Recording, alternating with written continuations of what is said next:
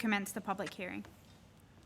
Thank you, Secretariat. I declare open this public hearing of the Parliamentary Standing Committee on Public Works into the Australian Broadcasting Corporation's proposed fit-out of Parramatta and Ultimo offices. In accordance with the committee's resolution, this hearing will be broadcast on the Parliament's website, and the proof and official transcripts of proceedings will be published on the Parliament's website. I also remind members of the media who may be present or listening on the web of the need to fairly and accurately report the proceedings of the committee.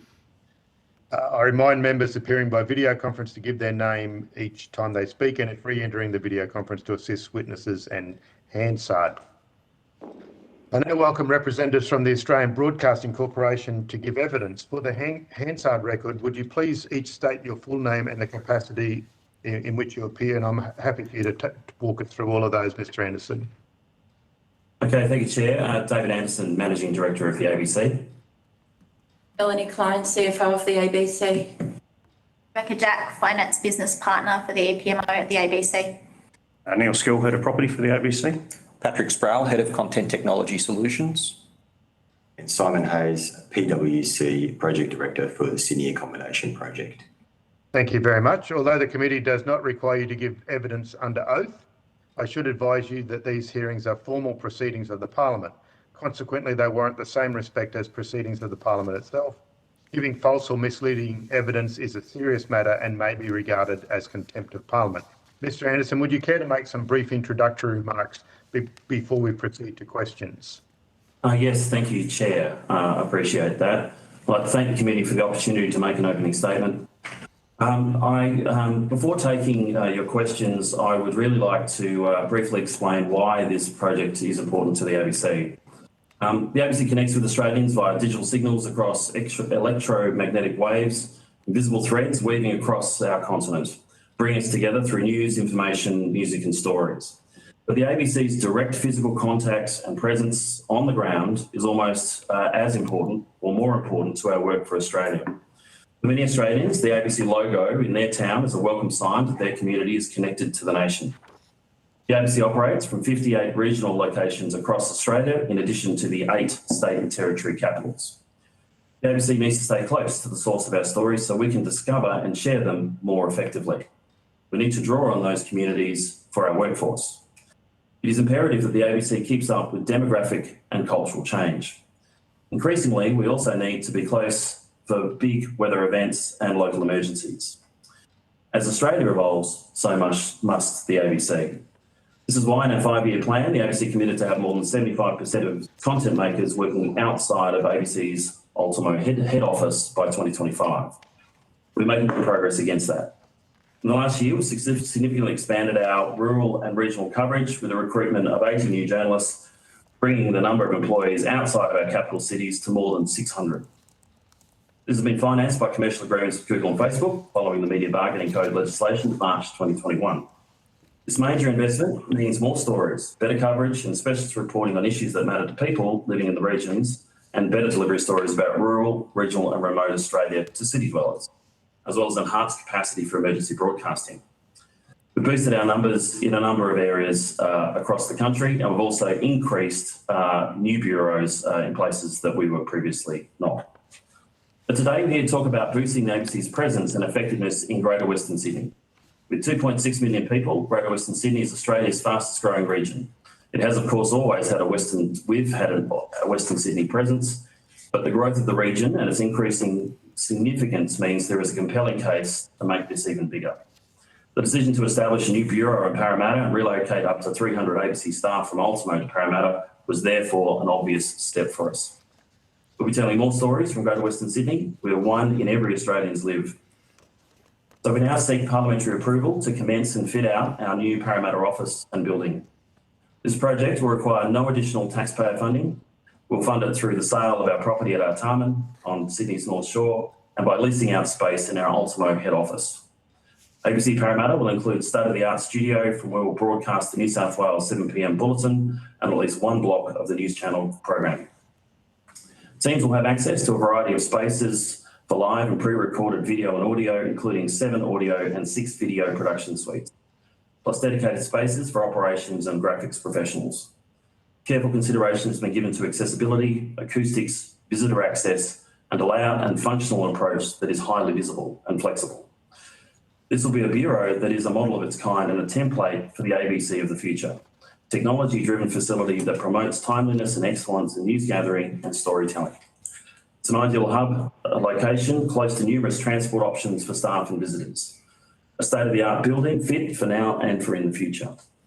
With parliamentary approval, we'll fit out the works at Parramatta will commence in early 2023 with a new bureau fully operational by 2024.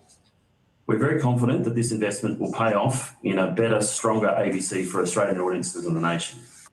The Parramatta office will be a core part of our Greater Western Sydney strategy, and we are currently looking at options for additional small bureau in either Penrith or Liverpool.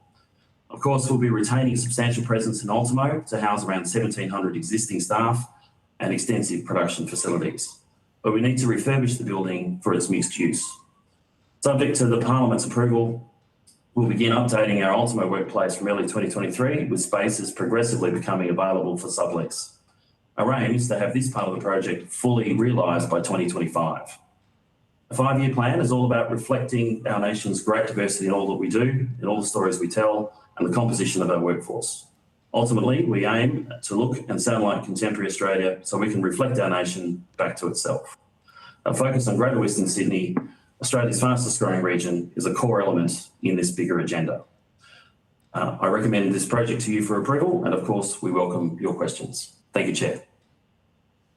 Thank you very much for those introductory remarks. Deputy Chair, Mr. Pitt. Thanks, Mr. Chairman. I've got 4 questions. The fit-out cost for Parramatta is significantly higher than, for example, the ATO, which I believe is going to the same building. And you've spoken and provided submissions around the IT and technology that you might need given the type of work the ABC will be doing there. Can you just add to that for the record exactly what that is? What type of technology, what is the difference between a fit-out for the ABC for its use in Parramatta? Yes, thank you, Deputy Chair. So we have a large working television studio, which will be high-tech than the studio we have at the moment for news. There'll be a radio production studio, which is a producer area and a presenter area. That's on the promenade, that's on the ground floor, and the associated equipment that goes with it, such as a control room that needs to control the television studio. Upstairs on 39, we also have a radio pair, which is another radio studio, and we have multiple audio production suites and video production suites. We also have a dedicated crossing area for television with fixed tracking cameras and lighting that goes with it. And all of that needs to be interconnected. So that's how we'd be different to most other agencies that are looking to fit out this particular facility. Thanks. Just a couple of descriptors for those of us who haven't come across these before. In the design, you talk about wayfinding and touchdown points. I don't understand what that is. What does that mean? Neil, I might ask my head of property to talk about that. Yeah, thanks, Deputy Chair. Neil Skill, Head of Property.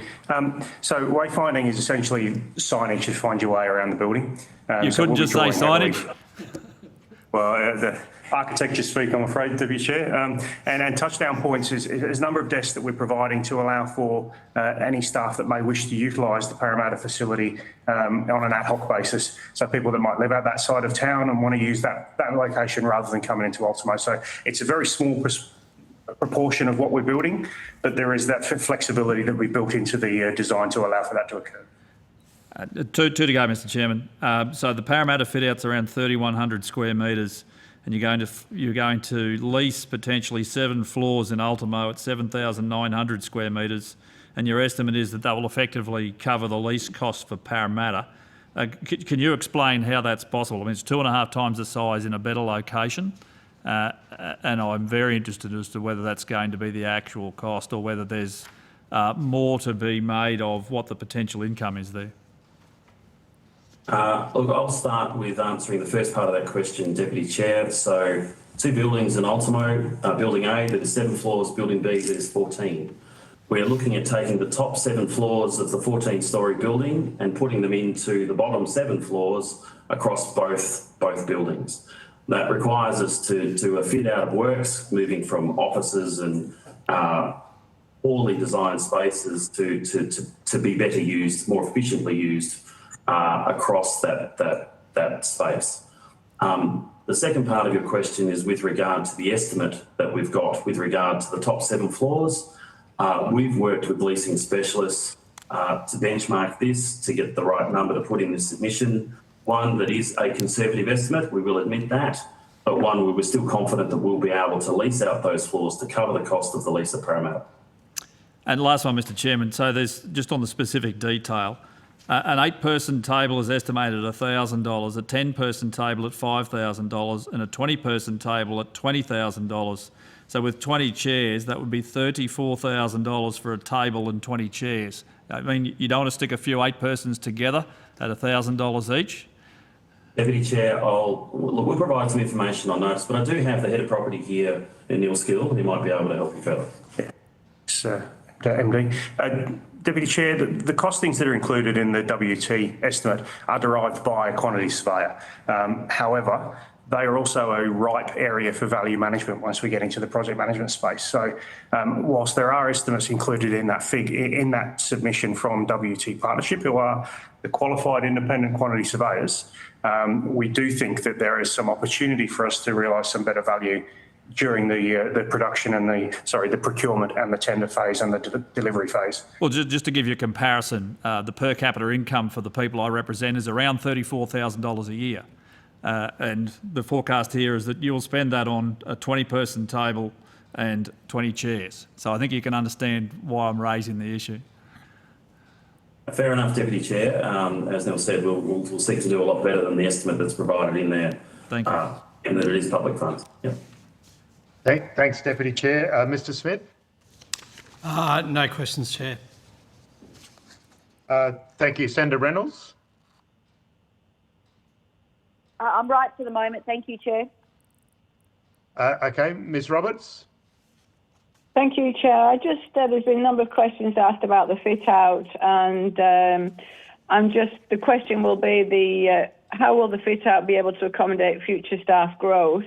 Also, the consultation, I want to really drill down into consultation.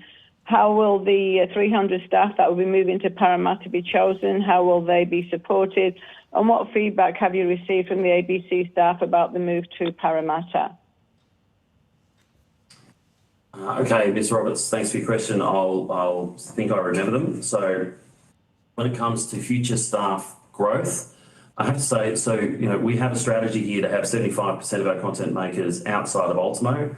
Where possible, we're looking to hire people away from Sydney when we can. So whether that be Parramatta or Ultimo. So at the moment, we're fit for purpose for the design that we have out at Parramatta.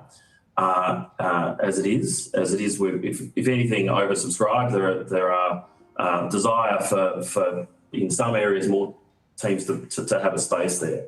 When it comes to what teams were chosen, again, owing to our strategy, which is to reflect the country back to itself, and so if we're reporting from Sydney, we want it to be closer to the demographic heart of Sydney, and that being in Greater Western Sydney. And so we chose the state, Sydney newsroom to be relocating out to Parramatta, as well as that for the daytime presenters for Radio Sydney, for local radio to actually be presenting from Parramatta as well. We've also got spots for other teams that they're dedicated for other teams that would rotate through, teams such as RN or teams such as Triple J that wanted to be there, depending on the calendar and what events were happening at any particular point in time. So, as I said, we are well subscribed for those people to go out there. When it comes to consultation, Ms Roberts, when it comes to consulting with our staff at the moment, there is a mixed response to this. There are some people that are very happy about this. There are other people who aren't very happy at all at having to relocate. And I understand their concern. You build your life around your place of employment, and it means great change. So there are lots of concerns that have been raised with regard to that. that we're taking on board and considering very carefully, such as subsidised childcare that we have in Ultimo, and to be able to replicate that out of Parramatta. Subsidised parking arrangements for some people, and if that was the case with part of their employment, we'd replicate that as well, making sure we've got enough spots for our operations, if you like, for parking there as well. So there are, we're sort of listening and consulting with our people about that. It's not done. We've got a lot more consulting to do, but we are consulting in good faith about it and want to make this as painless as possible for those people that have to relocate out to Parramatta. Thank you. Thank you, Ms Roberts. Mr Zapier? Thank you, Chair, and I have to say most of that response I couldn't hear much of because there was some music playing in the background. But look, I just have one question, and it may again have been explained earlier on. What is the advantage of keeping any of Ultimo, and would it not have made more sense, given the number of staff that are going to be relocated, to have relocated all operations to Parramatta? Mr Zapier, it's not an unreasonable question and certainly one that we looked at. Certainly the ABC board wanted that looked at, and we did financial modelling. We used PwC for that financial modelling to look at what the relative financials would be to move all of Ultimo out, the timeline, the cost, and the cost of doing so to the relevant benefit that would provide. We looked at all of Ultimo, a significant higher proportion of what we're proposing here, and we arrived at up to 300 was the best financial model for us, and certainly one that we could afford. To be honest, I have to say, Mr Zapier, it was hard to justify spending the quantum of money there was to relocate all of Ultimo over a longer period of time to what public benefit that would provide. We think we've got this right with this quantum, but still with line of sight over making sure that we are still decentralising, still making sure that when a position disappears in Ultimo, it could be replaced somewhere else. But that's where we arrived at. Okay, and just on that, and I don't want detailed figures, so I just want a general response. The site at Ultimo, given that the proposal is to then release the vacant floor space, has the market been tested at all, and is there a demand for floor space at Ultimo, or is that going to be difficult? Mr Zapier, so another quite reasonable question, and one we're certainly quite worried about because obviously covering the operational lease at Parramatta hinged on being able to do this, as well as the capital investment in Ultimo to make that happen. So yes, we did. We went to other experts. We went to Baker McKenzie to make sure that we were testing the market and doing this the right way, as well as with CBRE and looking at the modelling and what the market was at the moment. Hence, we've ended up with the conservative numbers we have with regard to an estimate on lease revenue to make sure that we are an attractive proposition and can cover the costs of Parramatta. Yep. Okay. Chair, that's it from me. Thank you very much. Thank you, Mr Zapier. Senator Reynolds? Thank you very much, Chair. And Mr Anderson, I wonder if you could explain, please. So I understand you've got 4,200 staff across 58 sites across the nation. First of all, could you, perhaps on notice, provide a breakdown of the locations, the square meterage, and how many staff you have, and the vacancy, just to give the committee an idea of what your sort of current staffing and space footprint is? So would that be okay? Yes, Senator, I can do that. Just to clarify, so yes, a bit over 4,200 FTEs, not headcount at the ABC. Yes. And the locations we're in, there's 58 regional locations, like another 8 state and territory capitals. So we're in 66 locations, and yes, 66. I can give you a breakdown of where they are, disbursement of staff across all of them, and I'll have a crack at what the relative space is of each one of those locations. Yes. Look, thank you, because I think that would be very helpful for context for this particular issue, but then also more broadly. And also if you could put in there whether it's leased or whether it's owned. Yes. Great, thank Yep, you. fair enough, Senator. Will do. Could we go to the issue of Ultimo and Parramatta in terms of workstations? Now, my understanding is that you've got 300 staff relocating out of Ultimo to Parramatta, but the workstations in your refit out in Ultimo are actually increasing. Now, it does, on the face of it, seem quite counterintuitive. But can you just please explain what's actually happening and the rationale for it? Yes, Senator, I'll have a go. So the workstations that are increasing from the current state of workstations across level or ground floor through to level 7 across both buildings. The current workstations that we have now will increase because all the people from level 8 to 14 above are squeezing into them. When it comes to both Ultimo and Parramatta, the amount of workstations, the ratio of workstations to people, we've built in hybrid working with regard to the fact that not everyone has a workstation that is dedicated to them. That varies across the organisation. So, as I've said before, I think newsrooms are a 1-to-1 ratio where there is no real hybrid working that is possible there. But in other areas of the ABC, it's around 50%. So overall, you end up with a ratio of, we've built in around 60% rate of whether people full-time or part-time in attendance in the building. So again, good reason as to why we've got no offices planned for this, sort of open planned with regard to breakout spaces. So we can utilise that space better.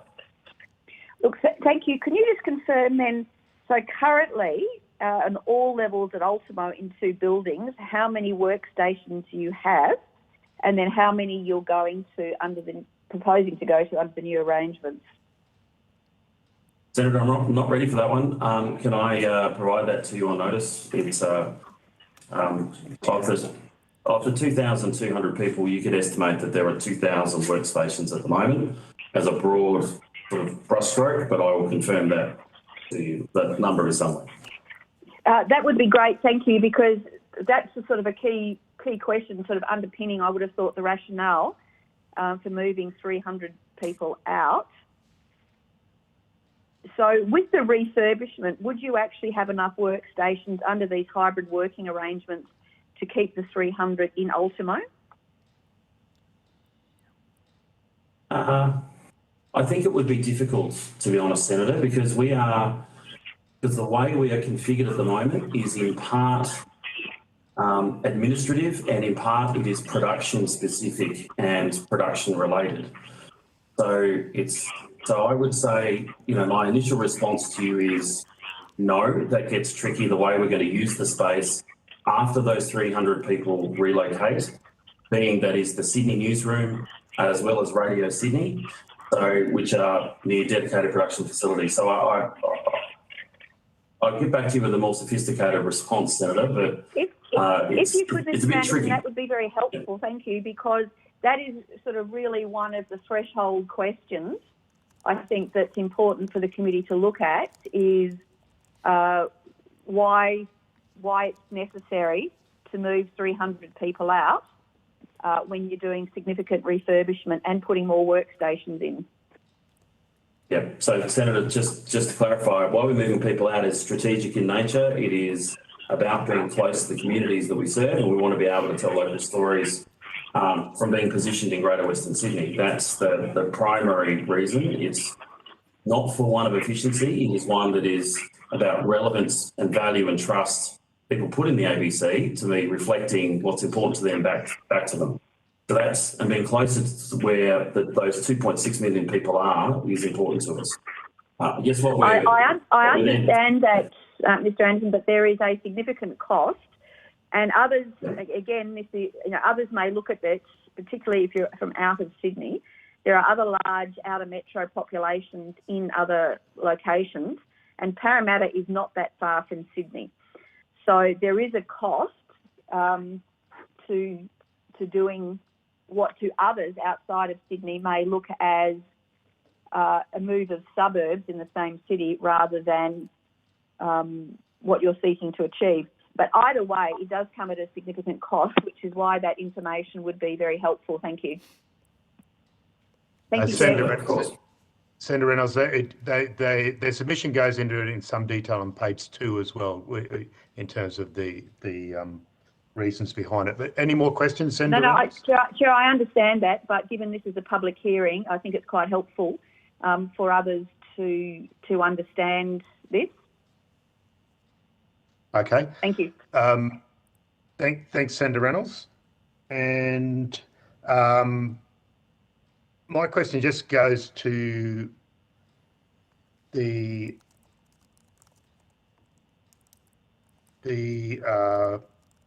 proposed works complying with the disability requirement standards and guidelines. So I was wondering if there is a, sorry, particularly to Ultimo. I assume that the new building at Parramatta will meet all those disability requirements. But how does Ultimo go in terms of meeting the disability requirement standards and guidelines? I don't think I got a year for the original fit out for Ultimo. It must be getting a bit jaded. Chair, it's Neil Skill, Property Head. Yes, it is jaded. That's probably the politest way to put it. The original part of Building A was constructed in 1989. And that's what we're focusing on. So a lot of those areas haven't been touched since then. So there's a lot of work to do in that space. With regards to DDA, we've been progressively improving our compliance across the board. Obviously, it was compliant when it was constructed, and we haven't undertaken the magnitude of works that would trigger our need to go to current compliance at any point since then. And this amount of work doesn't trigger that from a holistic perspective, but what we are doing is capturing the DDA requirements along with broader inclusivity requirements as well. We have them captured as part of our design guidelines as a fundamental part of our scope to architects when they do designs. And we're also having these designs reviewed by a DDA consultant to ensure that whatever we do touch is brought up to an appropriate standard with the current requirements. So whether it's things like a sloped bench underneath the sink so people in a wheelchair can get to that, or just the location of a zip tap, for example, or a microwave switch, those sorts of simple things that make a really big difference. And so we are capturing all of that as part of the design. Good. So could you, just for the sake of the public hearing, can you just explain that about not triggering the requirements in terms of universal design, but how you're trying to do it along the way? Can you just explain that for the layperson? Yes, and I'll take advice from the architects who advise us on a regular basis around this, but my understanding is that if you're starting to do work on greater than 50% of the fabric of a building, that then triggers a requirement to bring the entire building up to current code, whether it's DDA or other elements of the codes. And so we are conscious of that. We're not deliberately going just below the threshold, but we are progressively doing the works around as we do minor refurbishments of bathrooms, for example, or as we do minor works in different areas from a repair and maintenance perspective. We do try to bring it up to the current code at that time. Okay, so those I just take comfort, having been on other committees, that universal design features are becoming standard at the ABC in terms of, a flagship example to the rest of the nation, I guess. Absolutely. Any future works that we do of any magnitude are captured by our design guidelines, and we expect the architectural designs to capture all of those requirements. And that goes to, as I talked on, all elements, including things like accessibility, the width of corridors, etc. We go throughout the entirety of the design to make sure that it is compliant at the time. Okay, I'm just going to put out a last call to the committee for any questions. Going once, going twice. Sorry, yes. Chair. Senator Reynolds. Just one final question, if I could.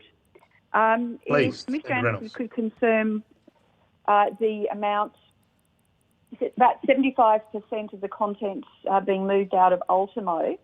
Could he confirm, perhaps on notice, what percentage of Parramatta will be the other way around.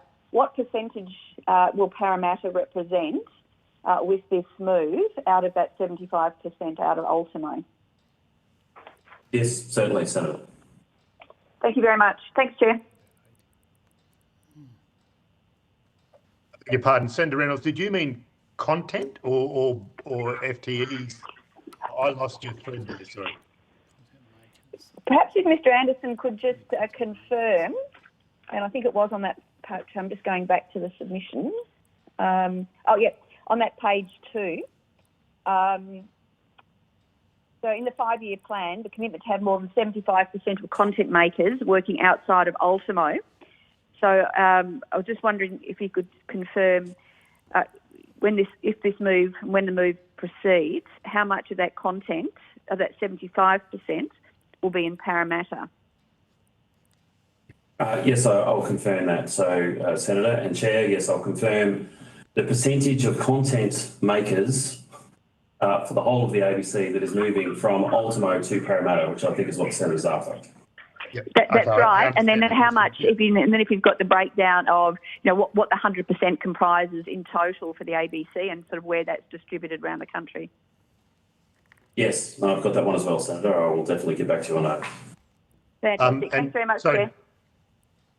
Thanks, Senator Reynolds. And just to be clear, so we don't give you too much extra work, Mr Anderson, because I know you've got a bit on.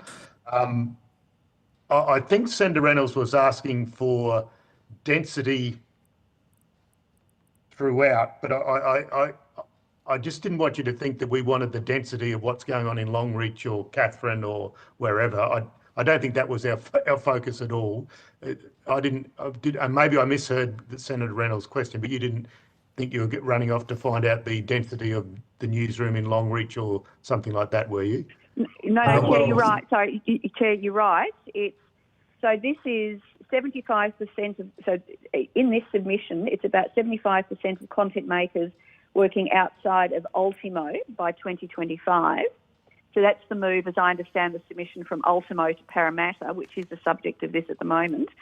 But then, what is the remainder of the content production nationally? Just so to put it in context, how much of the national content will be going to Parramatta in this refurb? Yep, I've got it. Yes. Got it. Okay. Yep. You understood each other. I was the one confused. Great. Thanks very much, Chair. It was a good clarification. Thanks very much. And for the sake of the public listening, just confirming you're a national organisation, but you've only got one headquarters, and that's in Ultimo. That's where it will stay. I just wanted to clarify that. There are things that happen in Ultimo that aren't happening in Longreach or Brisbane or Bundaberg or wherever. Just wanted to clarify that. Yes, Chair. So, Ultimo will still be headquarters for the ABC. Just noting we're in, as of the last few years, we're now in, I think, 10 more locations that are regional locations. So we have, and we're still seeking to decentralise out of Ultimo, yes. Okay. All right. Thank you very much. And no more questions from the committee. So thank you for attendance here today. You'll be sent a copy of the transcript to make any corrections to the transcription. And I now declare this public hearing closed. And thank you very much, Mr Anderson and crew, for participating. Thank you, Chair, and thank you to the committee as well. Cheers. Thank you. Thank you. Thank you.